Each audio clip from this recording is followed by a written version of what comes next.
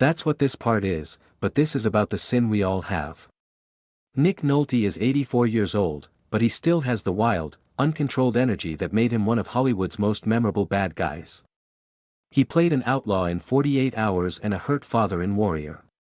But he shocked everyone in a recent conversation. He didn't talk about prizes, leaving a legacy, or getting old.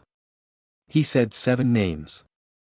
Artists who lied about him, made fun of him, and even put him down in front of large groups of people.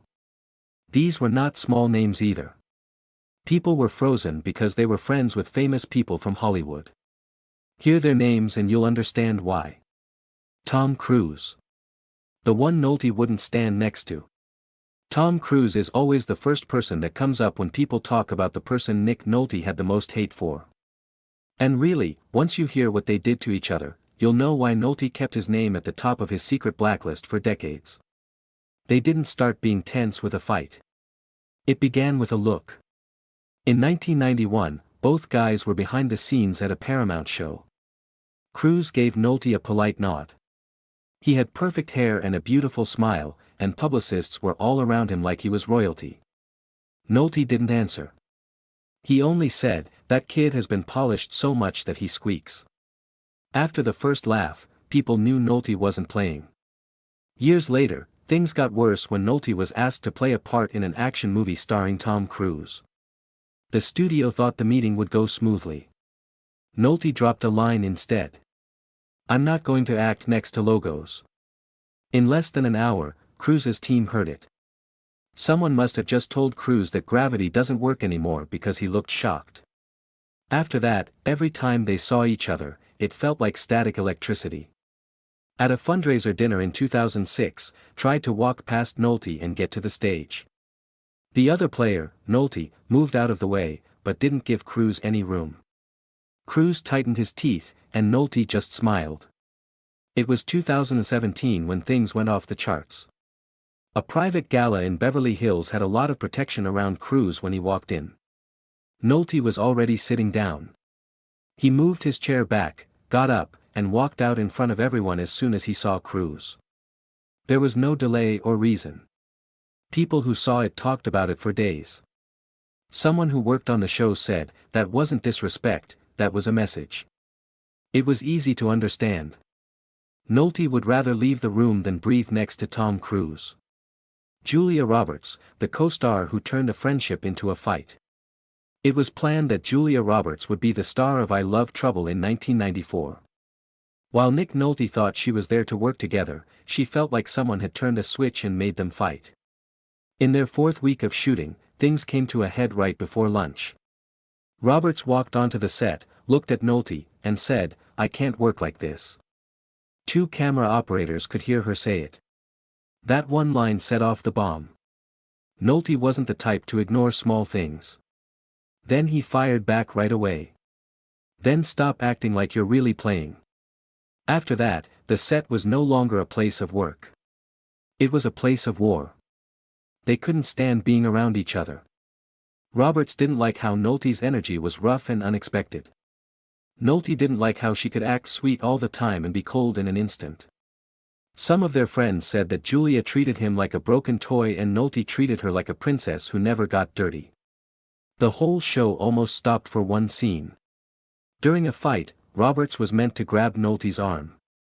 She worked harder than she had to. To see what would happen, Nolte took a step closer, pulled away, and said, "Try that again." It was a threat, not a threat. Right away, the director called for a break. After that, whenever possible, their parts were shot separately after that. Later, Roberts said that Nolte was a total pain to work with.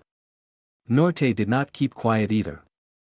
"Tell a friend that she wants respect without doing anything to deserve it." That quote got out, and the fight became famous in Hollywood. There was no apologies or secret makeup years later. Nolte never forgot how cold she was. Roberts never forgot how rude he was. Their hate for each other didn't go away, it got stronger. Eddie Murphy was a smart kid who pushed Nolte too far. What did Nick Nolte and Eddie Murphy do that made the 48 Hours set into a war zone by the 2nd week of filming? People on that show are still arguing about that question. Some people say it's Murphy's quick rise and cocky confidence. Some say it was Nolte's bad mood. The truth isn't what people thought it was, and it's worse than they thought.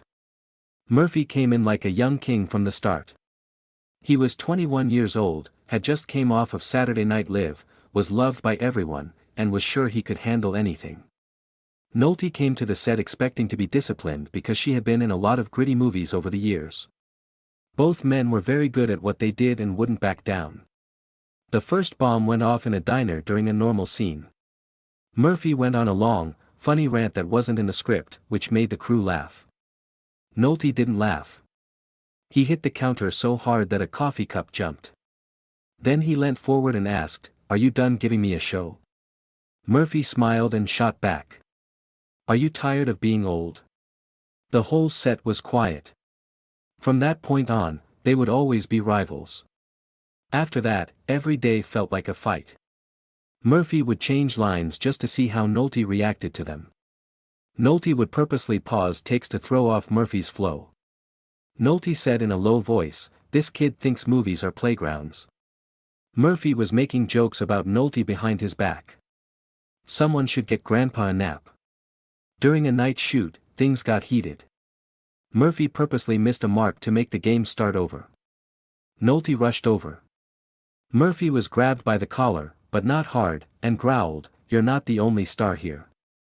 Murphy moved away and laughed like he had won a game that only he knew how to play. For the rest of the night, producers kept them apart. Nolte finally told a coworker, "Eddie is brilliant, but he made me afraid to walk onto my own set." Murphy also never said sorry. He didn't need to. He thought he had already won. Robert De Niro. The holy method that made Nolte lose it. Nick Nolte wasn't the only one who didn't like Robert De Niro. Nolte was most angry about the acting business because of this star. Their worldview, not who they were as people, was the problem. Nolte thought that acting came from living in chaos and following your gut. When De Niro did his acting, he treated it like a holy right that you couldn't question. That was the worst thing Nolte could think of. The strain between them grew during the time before Cape Fear. Even though they weren't enemies yet, it was clear that something was wrong. Before he went to work, De Niro spent a lot of time losing weight, changing his body, and practicing alone for hours. Nolte saw everything and felt like he was on fire. He thought that De Niro's work wasn't devotion, but rather performance for the sake of myth. There was a break between scenes when everything went wrong. De Niro was walking, mumbling lines, and slapping himself in the face to wake up the part. Nolte looked at him, shook his head, and said something loud enough for half the team to hear. "You're not getting to the truth. You're hurting yourself to get praise." De Niro stopped moving. He didn't answer. He did nothing but stare at Nolte with the sad face that people normally save for kids when they're upset. That blank look made Nolte more angry than any attack could. After that, they fought behind closed doors whenever the subject of craft came up. De Niro supported acting in a method way. Nolte said that he was playing for his own pleasure. Someone who heard them said that Nolte's words could be heard all the way through the soundstage. That's not how real people live. You're performing the process, not the character. It wasn't a debate. It was a deep wound in Nolte's artistic identity. Their feud didn't stop. At award shows and industry dinners, Nolte avoided De Niro like a shadow. De Niro remained polite but distant, the kind of distance that cuts deeper because it looks calm. Nolte later admitted he respected De Niro's talent, but he couldn't tolerate what De Niro represented. From that point on, they vowed never to work together again and limited seeing each other as much as possible. Sean Penn, The Clash, Nolte never wanted to face. The real trouble between Nick Nolte and Sean Penn simply started the moment Nolte realized Penn reminded him of everything he tried to bury about himself. That recognition hit him like a punch and it poisoned their relationship long before the first argument ever erupted.